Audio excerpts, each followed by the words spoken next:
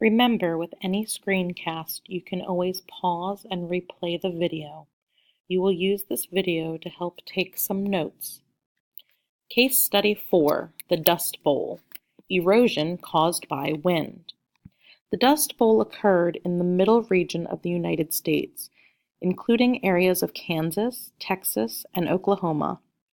The Dust Bowl was the name given to the 10-year period of drought that occurred in the 1930s.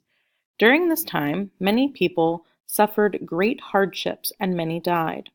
The Dust Bowl happened because people came to an area known as the Great Plains and started plowing and farming the land. This land was not ideal for farming, but the settlers did not understand this.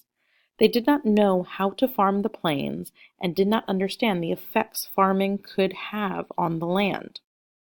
Before the Civil War, when the settlers first passed through the Great Plains, the area between the Mississippi River and the Rocky Mountains was dry. It did not seem worth staying there, as there was no gold to be found and the land could not be farmed. These early settlers continued on to the west coast.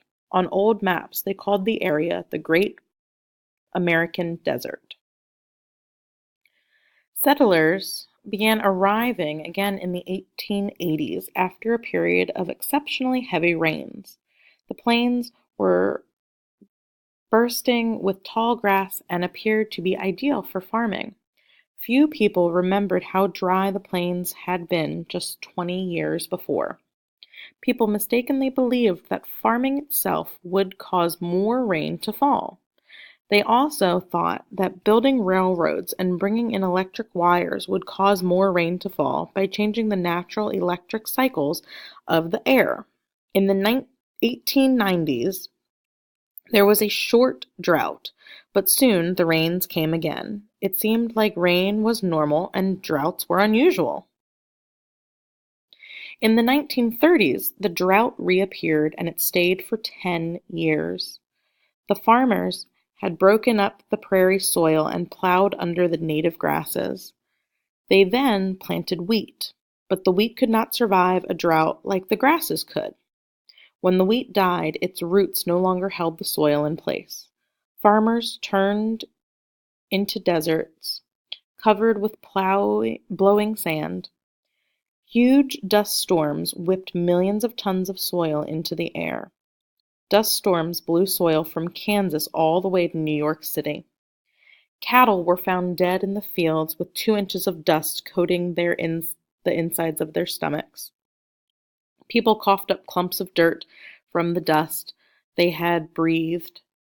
Many of the people left the area looking for better life somewhere else.